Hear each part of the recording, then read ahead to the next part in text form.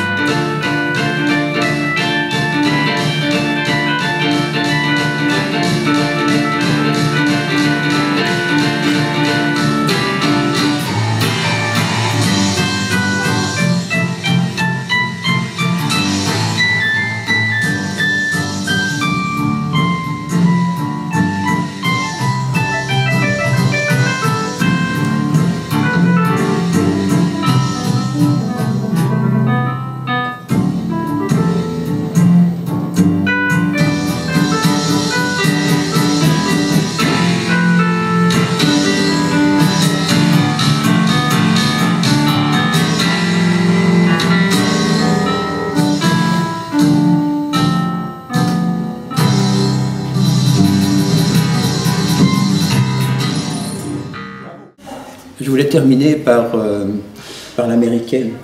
Oui. Mais une américaine qui paraît-il, adore les réglisses salées. C'est vrai ça? Oh, je raffole, oui. Tu pourrais tuer pour des réglisses salées? Tuer peut-être pas, mais je bousculerai en tout cas, oui.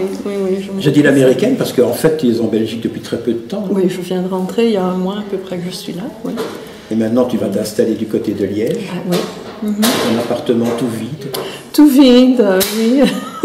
Bien désolée pour le moment. C'est une nouvelle vie qui commence. Oui, tout à fait. Oui. Et je pense que tu es contente. Je suis très contente. Je suis vraiment, vraiment contente, oui. Tu n'aimais pas les Américains? Oh non. Non, ça a été une longue solitude. Je ne sais pas de bonne communication. Je pense que dans des villes comme New York, on peut vivre tout à fait agréablement, à condition de supporter le chaos de la ville.